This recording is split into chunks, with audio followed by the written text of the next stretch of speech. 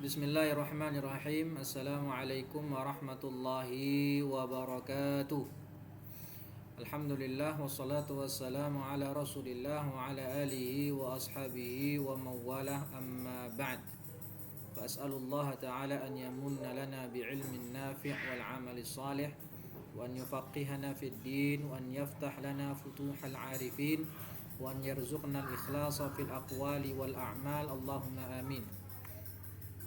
Para santriwan dan santriwati kelas 10 yang dirahmati Allah, alhamdulillah hari Senin ini kita berjumpa kembali sebagaimana biasa untuk melanjutkan materi kita dalam membahas fikih muamalah, dan kita akan membahas pagi ini tentang al-laqid. Salawat dan salam senantiasa tercurahkan buat Nabi kita Muhammad sallallahu alaihi wasallam beserta keluarga beliau, sahabat dan orang-orang yang mengikuti sunnah beliau hingga akhir zaman. Amin amin ya rabbal alamin. Baik para santriwan dan santriwati kelas 10 yang dimuliakan Allah, perhatikan baik-baik materi yang saya sampaikan. Materinya tidak banyak, silakan diperhatikan dengan baik, dicatat dan dirangkum apa yang sudah kalian dengarkan dari materi ini. Nah, jika tidak paham silahkan langsung bertanya, gak usah malu-malu bertanya kepada Ustadz jika memang belum paham. Ya, baik. Di sini kita akan membahas setidaknya 5 poin. Yang pertama, pengertian laqid itu apa? Ini masih ada hubungannya dengan luqatah yang kemarin. Jadi ada luqatah, ada laqid. Nah, kita membahas dulu pengertian laqid, kemudian hukumnya apa, rukun dan syaratnya apa, kemudian nafkah untuk laqid siapa, kemudian apa perbedaan antara luqatah dengan laqid. Di sini kita akan membahas dulu poin pertama, al-laqid. At-tiflu ghairul baligh alladhi yujadu fi syari'i aw dhallat tariqi aw la yu'rafu nasabuhu. Laqid adalah at-tifl atau as-sabi, ya, anak kecil, atau as-sabi, ya, bisa juga anak kecil atau orang gila. Jadi di sini hanya dituliskan at-tifl, ya, dalam kitab lain dijelaskan bisa sabi dan juga orang gila, majnun, yang belum baligh,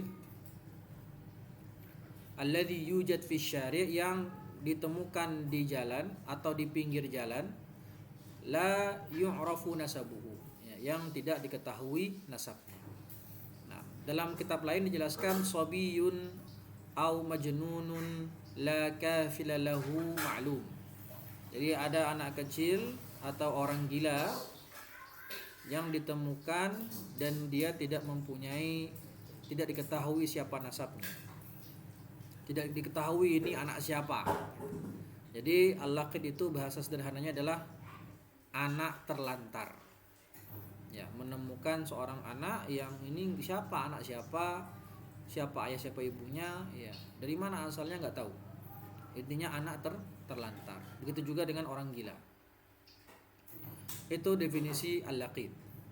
Kemudian hukumnya apa? Hukmu iltiqatuhu. Jadi pertama kita sudah membahas ta'rif, dan yang kedua hukum iltiqat. Hukum iltiqat, memungut anak yatim, memungut anak telantar. Ya, memungut anak telantar itu hukumnya fardu kifayah berdasarkan firman Allah, wa ta'awanu 'alal birri wat taqwa. Kemudian dalam ayat lain surat Al-Hajj ayat 77 Allah berfirman, waf'alul khaira la'allakum tuflihun. Ya, lakukanlah kebaikan agar kalian beruntung. Nah, jadi dalilnya bisa diambil dari ayat ini, wa ta'awanu 'alal birri wat taqwa. Bisa juga dari surat Al-Hajj ayat 77, waf'alul khaira la'allakum tuflihun. Itu hukum dari al-laqid, ya, iltiqatu al-laqid. Kemudian poin yang ketiga, rukun dan syarat. Ya, rukun dan syarat orang yang rukun dari laqid. Ya, rukun dari al-laqid itu ada 3. Yang pertama iltiqat, itu fi'il iltiqat, yang mengambil, al-akhdhu, iltiqat. Kemudian yang kedua adalah laqit. ya, yaitu orang yang mengambil, orang yang memungut anak telantar tadi, atau bahasa lainnya multaqid. Dan yang ketiga al-malqut, si anak terlantar. Jadi rukun al-laqid ada 3, saya ulangi. Yang pertama adalah iltiqat, yaitu mengambilnya. Kemudian yang kedua adalah laqid, fa'il, orang yang mengambil anak telantar tadi, memungut anak telantar tadi. Dan yang ketiga adalah malqut, ya, maf'ul, si anak telantarnya. Kita baca dulu di sini, islamuhu wa hurriyatuhu wa nafaqatu alaihi. Wa idza wujida fi daril islam hukima bi islamihi. Nah, jadi kalau si anak terlantar tadi ditemukan di negeri kaum muslimin, di negeri yang kaum muslimin banyak di sana, ya bisa juga, maka dia dihukumi sebagai seorang muslim. Seperti dia ditemukan di Indonesia misalnya. Ya, ditemukan di Aceh. Aceh kan negara Serambi Mekah, Aceh kan provinsi yang dikenal Serambi Mekah. Ditemukan di Aceh, maka dihukumi sebagai orang muslim. Ya. Intinya jika ditemukan anak telantar tadi di wilayah kaum muslimin, maka dihukumi sebagai muslim si anak terlantar tadi. Begitu pula kalau ditemukan orang gila di wilayah kaum muslimin, yang di sana mayoritas kaum muslimin adanya, maka dihukumi orang gila tadi sebagai muslim. Sebaliknya kalau ditemukan di wilayah mayoritas orang kufar, maka dihukumi dia sebagai orang kufar. Ya, atau mohon maaf, jika ditemukan di sana ada kaum muslimin, ada orang kufar, maka dihukumi sebagai orang muslim. Tapi kalau ditemukan di sana di wilayah yang sama sekali tidak ada kaum musliminnya, ya, maka dihukumi sebagai orang kafir, si laqid tadi. Wa yahkumu bi hurriyatihi ainama wujida. Pertama, dia dihukumi sebagai orang muslim jika ditemukan di wilayah kaum muslimin. Ya. Yang kedua, dia dihukumi sebagai seorang yang merdeka. Li'anna al-hurriyata hiyal aslu fil adamiyyin, karena hukum asal manusia itu merdeka. Wa in kana ma'ahu malun anfaqa alaihi minhu. Nah, ini nafkah ya. Jika kita menemukan dia dan dia mempunyai harta bersamanya, maka nafkah untuk menafkahi si anak telantar tadi, jadi orang yang menemukannya, dia harus menafkahi anak laqid tadi. Dari mana nafkahnya? Diambil dari harta si anak terlantar tadi. Jika tidak mempunyai harta, wa illa fa nafaqatuhu ala baitil mal. Ya, maka kalau tidak ada, nafkahnya diberikan kepada baitul mal. Jadi diambil uang dari baitul mal kaum muslimin untuk menafkahi anak terlantar tadi. Kalau tidak ada juga, tidak ada baitul mal sekarang misalnya, maka nanti hakim yang memberikan nafkah, ya, kepada memberikan uang kepada si multaqid untuk menafkahi laqid. Dan itu bentuknya pinjaman yang nanti harus diganti oleh si laqid ketika dia sudah dewasa. Itu yang ketiga. Kalau hakim gak punya uang juga, maka diambil uang dari orang-orang kaya dari kaum muslimin, diberikan kepada multaqid untuk menafkahi si laqid, dan itu bentuknya pinjaman juga, yang mana nanti harus diganti ketika dewasa. Nah, jadi ada urutannya. Pertama, nafkahnya dari mana? Dari hartanya si laqid. Kalau nggak ada, dari baitul mal.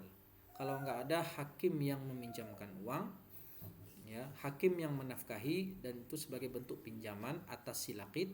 Dan yang keempat, kalau tidak punya juga, maka diambil uang dari orang-orang kaya kaum muslimin, dan itu juga dihitung sebagai hutang, ya, atas si laqid yang harus diganti. Nanti ketika baligh dia tidak punya uang, maka dia bisa membayarkan utangnya dari mana? Dari zakat yang dia peroleh sebagai statusnya sebagai orang fakir miskin. Jadi kalau si anak laqid ini sudah dewasa dan dia kehidupannya miskin, termasuk golongan fuqara wal masakin, maka dia nggak punya uang untuk membayar hutang sebagai nafkah yang dia terima ketika masih kecil, ya, maka dia berhak mendapatkan zakat. Nah, mendapatkan zakat. Nah, dari zakat tersebut dia bisa membayarkan kepada orang yang menafkahinya tersebut. Nah, ya. Jadi hukumnya apa? Kalau ditemukan di negeri Islam, dia dikatakan sebagai muslim. Kalau ditemukan di negeri kafir, maka dihukumi sebagai orang kafir. Kemudian dia dihukumi sebagai orang yang merdeka. Kemudian urutan hartanya tadi sudah jelas ya, dari hartanya sendiri kalau tidak ada baitul mal, yang ketiga dari hakim, atau yang keempat dari orang kaya, dan yang kelima diambil dari zakat. Nah, An Sunain Abi Jamilah rajulun min Bani Sulaim qala wajadtu malqutan fa ataitu bihi Umar ibn al-Khattab faqala Uraifi ya Amiral Mu'minin innahu rajulun salihun faqala Umar akadzalika huwa qala na'am faqala idhhab bihi wa huwa hurrun wa laka wala'uhu wa 'alaina nafaqatuhu. Nah, ini dalil seorang Sunain dari Bani Sulaim itu menemukan wajadtu malqutan. Saya menemukan malqutan, yaitu si lakit. Ya, saya menemukan anak terlantar. Maka aku membawanya kepada Umar bin Khattab, dan Uraifi berkata, wahai Amirul Mukminin, sesungguhnya dia adalah rajulun salih. Innahu rajulun salih. Ya. Maksudnya siapa rajulun salih di sini? Ya si Salim, ya, si Sunain tadi, innahu rajulun salih. Faqala Umar, maka Umar berkata, apakah benar demikian? Maka si Uraifi berkata, na'am. Faqala idhhab bihi wa huwa hurrun, ya,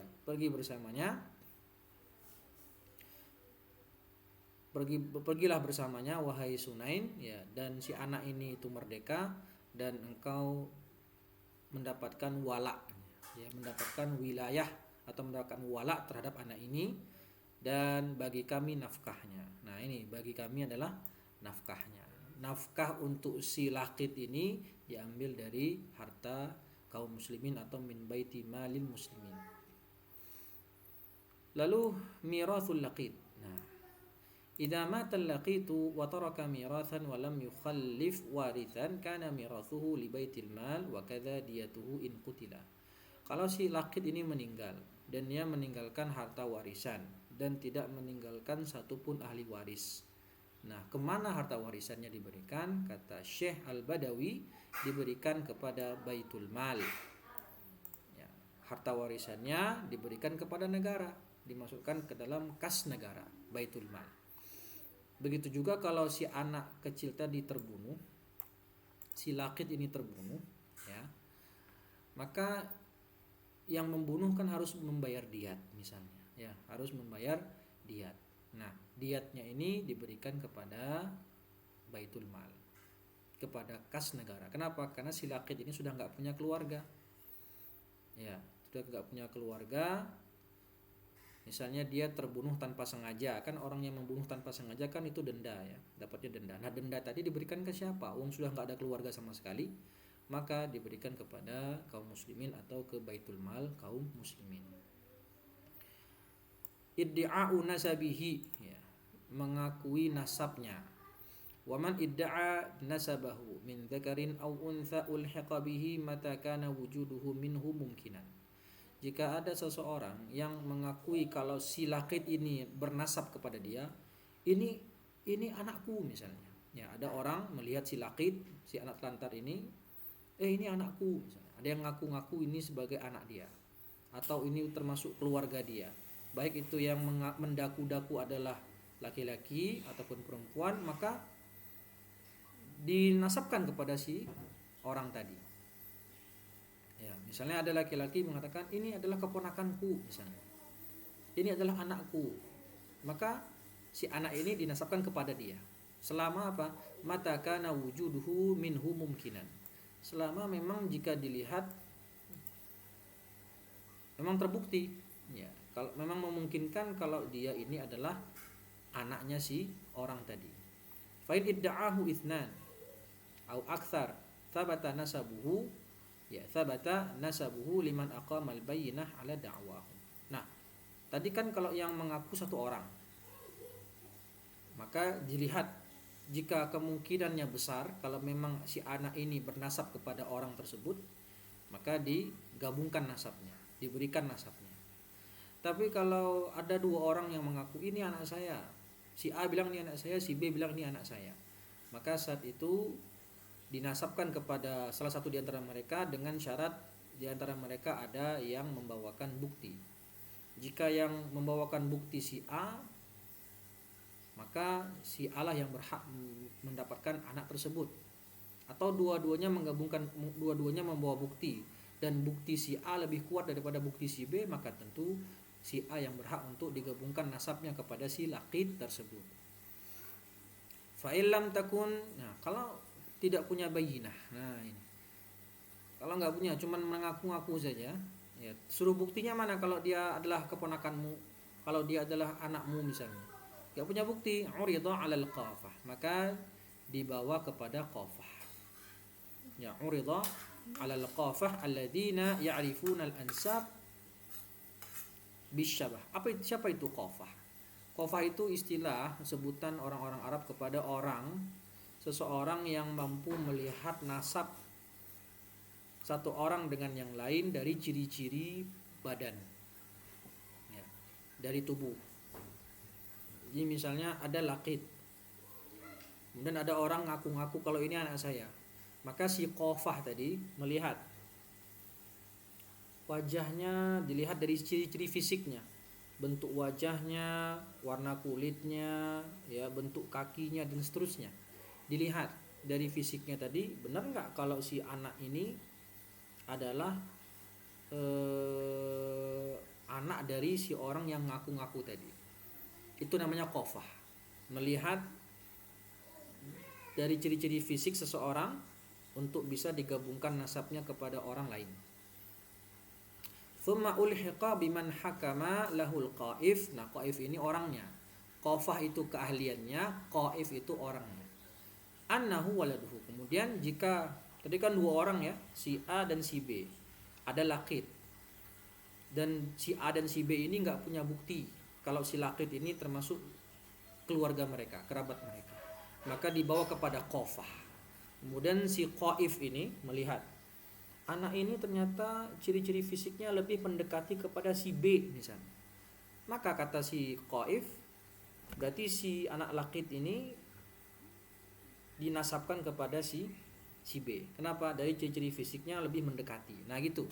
Itu qafah itu begitu. Paham ya? An Aisyah radhiyallahu anha qalat. Hadisnya dari Aisyah radhiyallahu taala anha, dia berkata, "Dakhala alayya an-nabiyyu masruran tabraqu asarira." Tabruqu asariru wajhihi.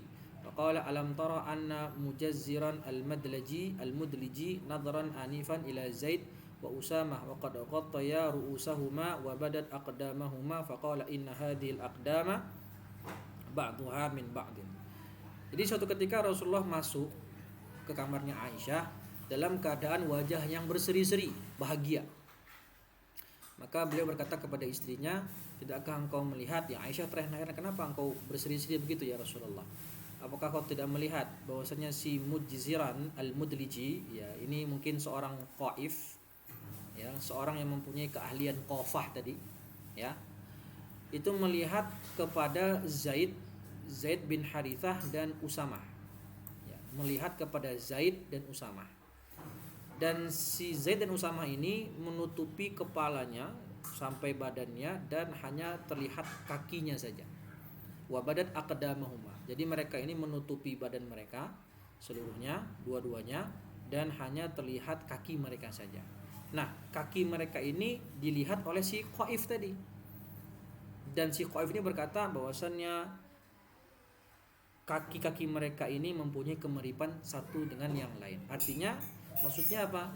Bahwasannya si Usamah itu adalah keturunannya si Zaid. Si Usamah adalah anaknya si Zaid. Kenapa? Karena dari kaki mereka berdua ini terlihat kemiripan dan kesamaan. Inna hadhil aqdama ba'duha min ba'din. Jadi masih ada keturunan, masih ada kemiripan satu dengan yang lain, dan itu berarti si Usamah dinasabkan kepada Zaid. Makanya Usamah namanya siapa? Usamah bin Zaid. Nah, itu keahlian qafah. Keahlian seorang qaif yang bisa mengetahui nasab seseorang dilihat dari ciri-ciri fisik yang ada. Baik ya. Nah, kalau sekarang mungkin bisa dengan DNA. Ya, Dulu kan nggak punya teknologi secanggih itu. Jadi orang makainya qafah. Orang yang mengetahui nasab dilihat dari ciri-ciri fisik. Kalau sekarang kan bisa dengan DNA. Taib ya. Fa in hakamal qaif annahu li itsnaini ulhiqa bihima. Tapi kalau si qaif ini setelah dilihat ciri-ciri fisiknya ternyata ini dinasabkan kepada kedua-duanya, kepada dua orang, maka ya tetap dinasabkan kepada kedua-duanya. Mungkin saja si Laqit ini adalah anaknya si A dan si Laqit ini adalah ponakannya si B misalnya.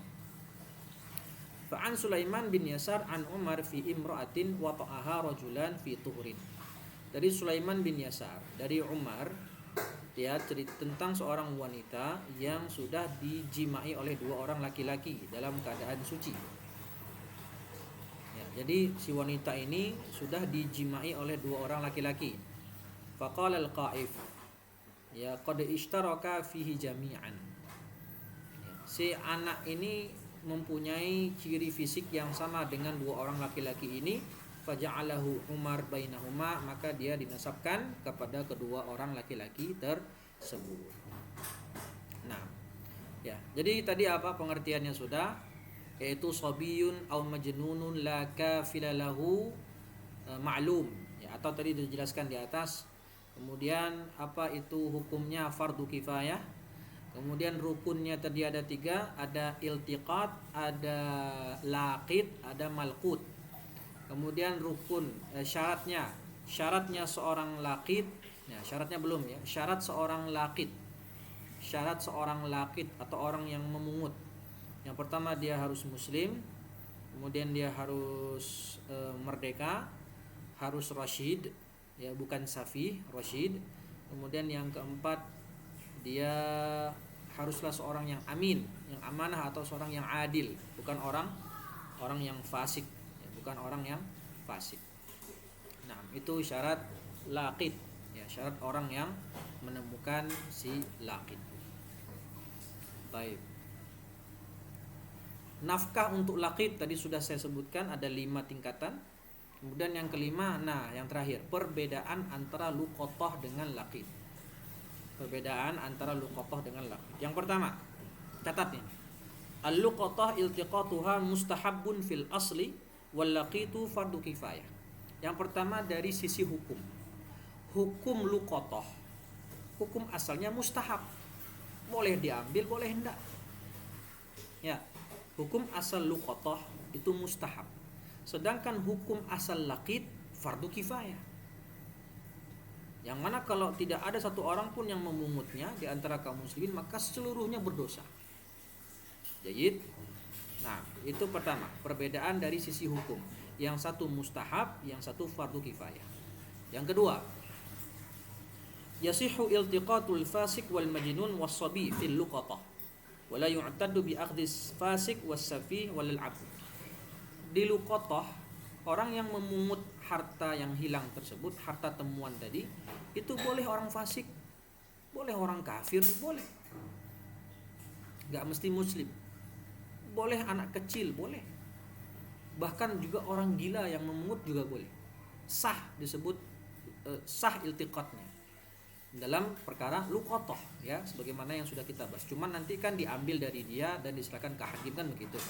Cuman dari sisi sahnya sah. Kalau ada anak kecil menemukan luqathah, maka sah. Ya. Cuman nanti diambil oleh walinya, dan walinya itu yang akan mengumumkan kepada khalayak ramai, kan gitu. Tapi di bab laqit, syarat laqit atau orang yang memungut tadi sudah jelas, muslim, dia harus hurriyah, merdeka, kemudian dia adil, ya, dan rasyid. Ya, dan rasyid. Baik. Jadi kalau orang kafir memungut enggak sah, kecuali kalau orang kafir menemukan laqitnya itu Nasrani juga misalnya, laqitnya itu kafir juga misalnya. Ya, dia tahu kalau ini orang kafir, maka si yang menemukan laqit itu, yang menemukannya adalah orang kafir juga, maka sah. Tapi kalau laqitnya enggak diketahui nasabnya bagaimana, tadi kecuali kalau dia di negara kafir, maka jika yang menemukannya adalah orang kafir juga, maka sah. Jadi perbedaan yang kedua, Kalau luqatah itu boleh orang fasik sekalipun sah dihitung luqatahnya, sah. Ya. Nah, orang kafir menemukan luqatah sah. Baik, tapi kalau dalam laqit tidak boleh.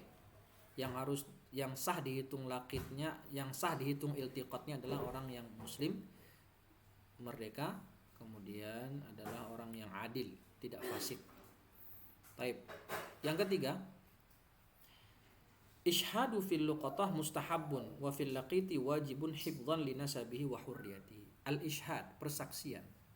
Kemarin kan sudah kita bahas. Kalau dalam luqatah, persaksian, jadi kalau dia menemukan barang dan dia mengambil 2 orang saksi, lihat saya menemukan barang ini di sini. Nah, persaksian dalam iltiqat al-luqatah, dalam memungut barang luqatah, hukumnya sunnah. Mau pakai saksi atau enggak apa-apa, tetap sah luqatahnya. Iltiqat luqatahnya sah. Tetapi dalam laqit, memungut laqit itu hukum persaksian wajib. Dalam rangka menjaga nasabnya dan menjaga apa kalau dia sebagai statusnya merdeka. Linasabihi hifdzan linasabihi wa hurriyatihi. Ya, saya ulangi, jadi ada 3 perbedaan komparasi antara luqatah dengan laqit. Pertama dari sisi hukum, luqatah itu sunnah, mustahab, sedangkan laqit itu fardu kifayah. Dari sisi orang yang memungut, luqatah orang fasik boleh memungutnya, orang kafir juga boleh memungutnya, luqatah. Beda dengan laqit, itu tidak boleh fasik, tidak boleh orang kafir. Dan yang ketiga, persaksian. Dari sisi persaksian, yang namanya persaksian dalam memungut luqatah itu sunnah, sedangkan persaksian dalam memungut laqit itu hukumnya wajib sebagai bentuk menjaga nasabnya dan juga menjaga status dia sebagai orang yang merdeka. Wallahu ta'ala wa a'lam. Semoga dapat dipahami. Jika belum paham silakan bertanya kepada Ustadz lewat WA. Baik, ya. Dicatat yang tadi perlu dicatat ya, dan dirangkum apa yang sudah diberikan. Semoga bermanfaat. Aku qouli hadza wa astaghfirullah li wa lakum. Wassalamualaikum warahmatullahi wabarakatuh.